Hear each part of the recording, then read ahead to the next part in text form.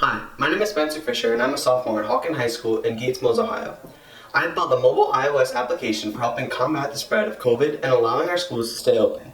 As of now, in the US alone, over 7.84 million people have been diagnosed with COVID-19 and over 215,000 people have died from this disease.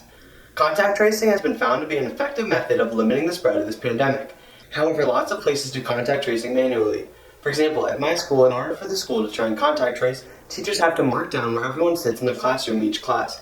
This is not only a pain for teachers, but also wastes valuable class time.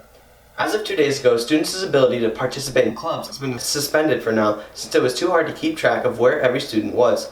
Manual contact tracing is not accurate, takes time, and is a pain for teachers. So what's the solution? The answer is my app, HawkTracing.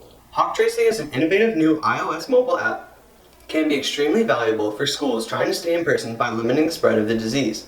HawkTracing automatically logs all interactions between students, but in order to protect privacy, it does not track GPS location, nor does it store personal information.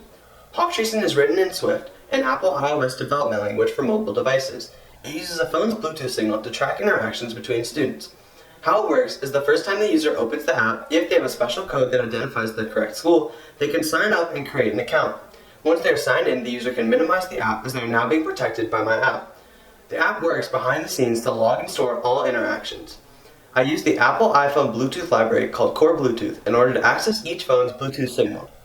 The app sets up a peripheral profile and a central profile. The central profile constantly scans for other devices with a unique ID that only my application knows.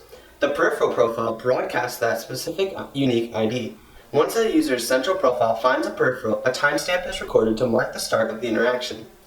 Once the devices disconnect from each other, another timestamp is stored, along with the student's email, the current time, and total interaction time. This data is sent to a cloud database called Firebase and stored as a single interaction.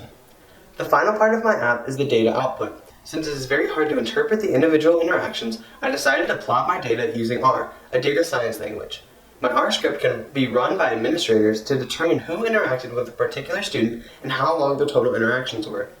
Over the past few weeks, a few students have been using my app and I have had great success with the data. Here's an example of the graph that my script made of all my interactions. I ended up interacting with 5 different users. After running my script, I can see that 2 students are in the green threat level, 1 is in yellow, 1 is in orange, and 1 is in red, which makes sense since they are an immediate family member. Here's the graph that I made. The users with the highest amount of connection are on the left, and those with the lowest are on the right. As you can see, the total time is also shown using a red scale.